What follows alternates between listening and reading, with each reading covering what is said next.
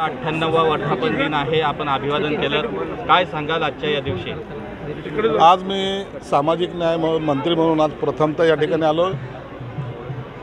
मी या ठिकाणी आल्यानंतर जो काही उत्साह पाहिला, बाबासाहेबांनी 98 वर्षापूर्वी केलेला सत्याग्रह, त्याच्या आठवणी आजही ताज्या आहेत। सर्वजण एक उत्साहात जल्लोषामध्ये बाबासाहेबांना अभिवादन करायला या ठिकाणी आलेले आहेत। भरतशेठ गोगावले जे इथलचे स्थानिक आमदार आहेत, त्यांनी 3 वर्षापूर्वी मुख्यमंत्री एकनाथ शिंदे असताना या ठिकाणचा सलामी देण्याचा जो काही सुरू केलं, तो तुम्ही आजही पाहिलं की बाबासाहेबाला या ठिकाणी सलामी दिली जाते।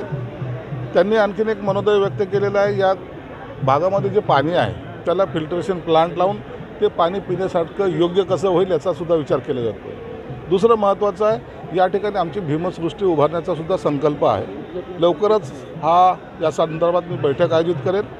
परंतु एक निश्चित आहे, बाबासाहेबांचे सैनिक, बाबासाहेबांचे अनुयायी आजही त्याच उत्साहात, त्या जल्लोषामध्ये आज इथं अभिवादन करायला येत आहेत। म्हणून आम्ही सुद्धा अभिवादन करून एवढंच या ठिकाणी प्रार्थना करू, बाबासाहेबांना सुद्धा प्रार्थना करू की आम्हाला या सर्वांना एक वेगळी शक्ती, एक चालना या ठिकाणी आम्हाला द्या, जेणेकरून या समाज बांधवाचं काम आमच्या हातून घडो आणि एक वेगळा संदेश या महाराष्ट्रात जावो। चौदार तळ्याचं जे पाणी आहे ते अनुयायी येतात, प्राशन करतात ओंजळीने, मात्र ते पाणी अशुद्ध आहे। अनेक वर्ष सांगितलं जातं की त्या पाण्याला फिल्टर केलं जाईल, पण यशस्वी योजना अनेक वर्ष काय सांगितलं गेलं याबद्दल मला देणे घेणे नाही, परंतु सामाजिक न्यायमंत्री म्हणून माझी काम करण्याची पद्धत वेगळी आहे। तुम्ही पुढच्या वर्षी जेव्हा याल त्या टायमाला तुम्हाला इथं शुद्ध पाणी प्यायला मिळेल।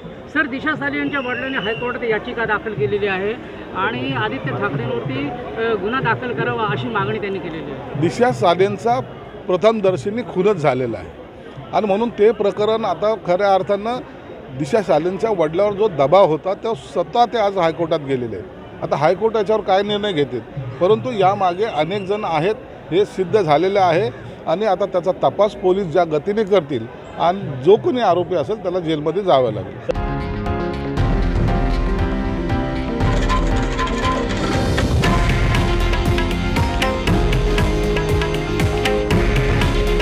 हे आहे देशातील नंबर 1 न्यूज नेटवर्क आणि आपण पाहत आहात TV9 मराठी। काळजी तुमची, हित महाराष्ट्राचं।